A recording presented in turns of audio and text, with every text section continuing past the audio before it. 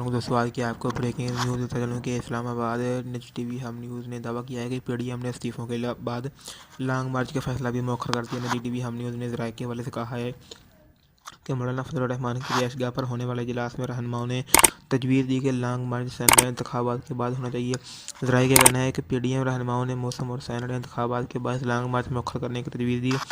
रहनुमाओं का कहना था कि फरवरी में सर्दी ज़्यादा होगी, कारकुनान के लिए मुश्किलात होगी। मार्च में सेनेट इंतखाबात हैं, इसकी तैयारी भी लॉन्ग मार्च के बाद नहीं हो पाएगी।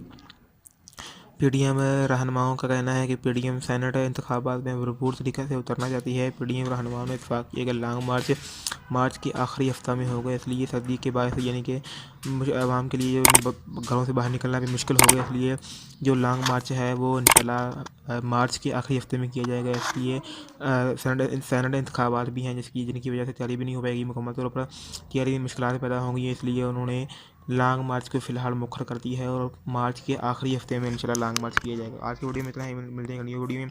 तब तक के लिए अल्लाह हाफ़िज़। हमारी चैनल को सब्सक्राइब लाजमी करें, वीडियो को लाइक करके बेल आइकन प्रेस कर लें, ऑल पर क्लिक कर दें, वीडियो चलेगा अच्छे से कमेंट भी कर लें। थैंक यू सो मच, मिलते हैं न्यू वीडियो में। Thanks for watching. अल्लाह हाफ़िज़।